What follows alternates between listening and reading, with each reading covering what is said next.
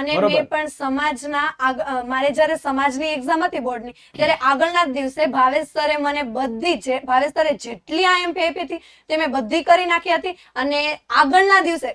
Exact એક્ઝામના આગળના દિવસે જ મેં નકશા શીખ્યા હતા સર પાસેથી અને મને વિશ્વાસ છે કે મારે નકશા એટલા મને આમ આવડી ગયા હતા ખાલી એક જ દિવસમાં અને એક જ દિવસમાં ખાલી 1 કલાક કે 1.5 કલાકમાં મેં સર પાસેથી નકશા શીખ્યા હતા પરંતુ મને પૂરેપૂરો વિશ્વાસ હતો કે સરે જે કીધું છે એમાં તેને જ આવશે અને જુઓ તમે મારું સમાજનું પરિણામ જોઈ જ શકો છો.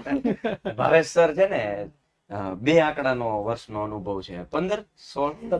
17 17મું ચાલે. સામાજિક વિજ્ઞાનમાં 17 વર્ષથી પોતાની જિંદગીના અમૂલ્ય વર્ષો ખર્ચ્યા છે એટલે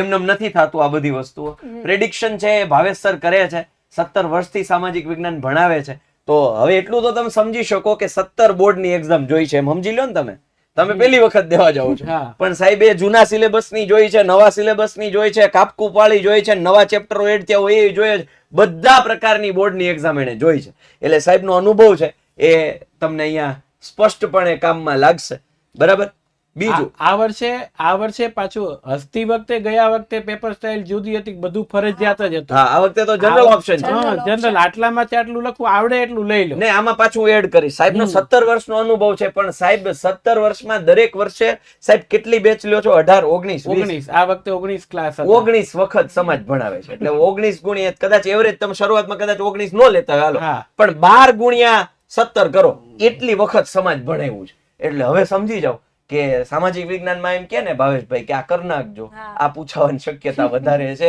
એટલે કર નાખવાનું એમાં પછી પાછું વાળી ના જોવાનું હોય.